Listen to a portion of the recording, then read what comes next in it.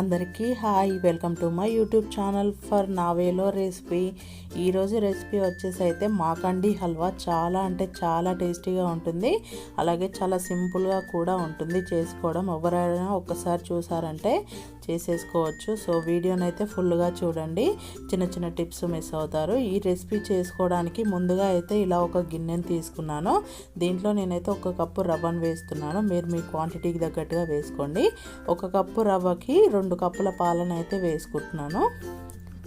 So చిక్కటి పాలనే వేసుకోండి, taste చాలా బాగా వస్తుంది. ఇలా ఒకసారి కలిపేసుకోవాలి. ఇలా కలిపేసుకొని మూత పెట్టి ఒక 30 నిమిషాలు అయితే సైడ్ పెట్టేసుకోవాలి ఖచ్చితంగా.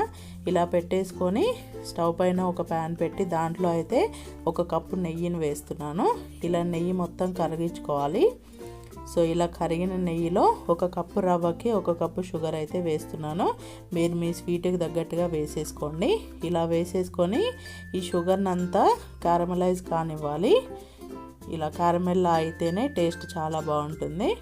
సో చూసారా, క్యారమలైజ్ అయిన తర్వాత మనం ముందుగానే నానబెట్టుకున్న రవ్వని పాల మిశ్రమాన్ని అయితే దీంట్లో వేస్తున్నాను. వేసి మొత్తం అంతా కలిపేసుకోవాలి ఇలా. సో చాలా అంటే చాలా సింపుల్ రెసిపీ, ఈజీగా దగ్గరకు వచ్చేస్తుంది. ఇలా చూసారు కదా, ఇలా వచ్చిన తర్వాత దీంట్లో డ్రై ఫ్రూట్స్ని అలాగే ఇలాచీ పౌడర్ని కూడా వేసేసుకోండి. ఇలాచీ పౌడర్ వేసిన క్లిప్ అయితే మిస్ అయింది.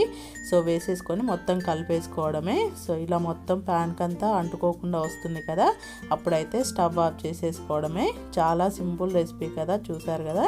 సో ఇలాగా సర్వ్ చేసేసుకొని తింటే చాలా అంటే చాలా బాగుంటుంది. వేడివేడిగా అయినా బాగుంటుంది, చల్లగా ఫ్రిడ్జ్లో పెట్టుకొని తిన్నా కానీ చాలా బాగుంటుంది టేస్ట్ అయితే. ఒక్కసారి కంపల్సరీగా ట్రై చేయండి. నా వీడియో చూసి అయితే ఈ నా వేలో రెసిపీ అయితే ఎలా ఉందో ట్రై చేసిన తర్వాత అయితే చెప్పండి. ఇంక ఈ వీడియో కనుక మీకు నచ్చినట్టయితే ఈ వీడియోకి లైక్ చేసి నా ఛానల్ని అయితే సబ్స్క్రైబ్ చేసుకోండి.